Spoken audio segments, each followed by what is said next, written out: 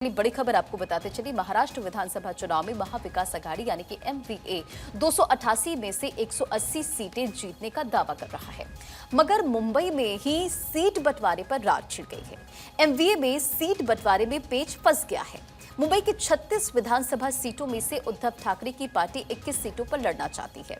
उद्धव गुट ने 21 सीटों की तैयारी शुरू भी कर दी है। वहीं शरद पवार पर 7 सीट चाहते हैं और ऐसे में कांग्रेस के हिस्से सिर्फ 8 सीटें रह रही है, जिससे पार्टी नाराज है।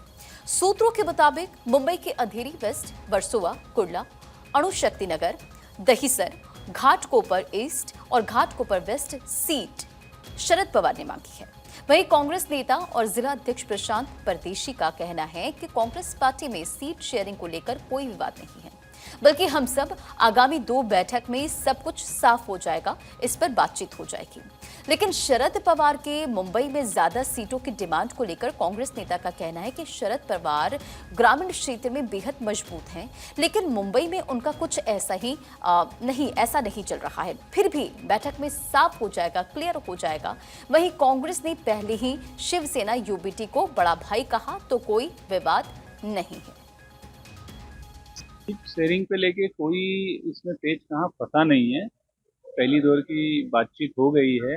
पार्टी के अंदर से हम लोगों को इस तरीके से पता चलता है और अभी आगे की 2 दौर की और बैठकें होंगी। ये जो यूटी को खराब करने का माहौल, आघाड़ी को खराब करने का माहौल किसने बनाया वो पता नहीं। हमारे यहाँ पे सब कुछ ओके चल रहा है। ये गुमराह करने का काम किया है। तक ये महाविकास आघाड़ी में कोई इशू है, आप देखेंगे आने वाले समय में बातचीत होगी, हमारे ऑब्जर्वर आएंगे और इस चीज को सॉल्व कर दिया जाएगा। वहीं इस पर मुंबई के बीजेपी प्रवक्ता रत्नाकर सिंह का कहना है कि महाविकास आघाड़ी में चुनाव से पहले ही सीट शेयरिंग को लेकर आपसी विवाद छिड़ गया। आगे और भी विवाद बढ़ेगा, क्योंकि उद्धव ठाकरे खुद को मुख्यमंत्री का चेहरा घोषित करने के लिए दिल्ली चले गए, लेकिन कांग्रेस ने कोई भाव नहीं किया।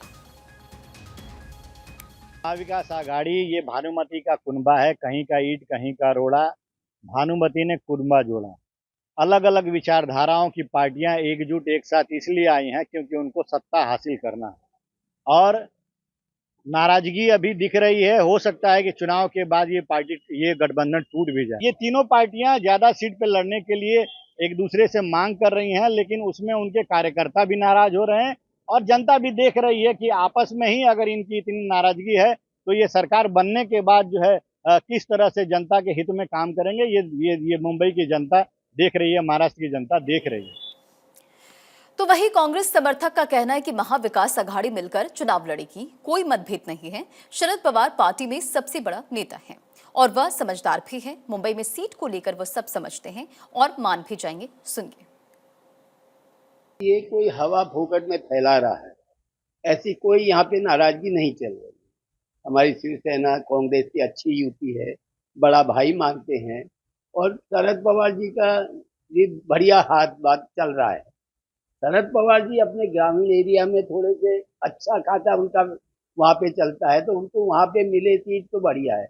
बॉम्बे के अंदर हमारी जो कांग्रेस पार्टी है और आपकी शिवसेना पार्टी है, उसका अच्छा मिलके अगर सबका काम हो रहा है तो बढ़िया हो रहा है।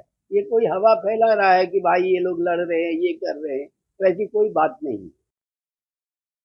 कि लोकसभा चुनावों में मुंबई की 6 सीटों में 4 पर शिवसेना यूबीटी और 2 पर कांग्रेस लड़ी थी।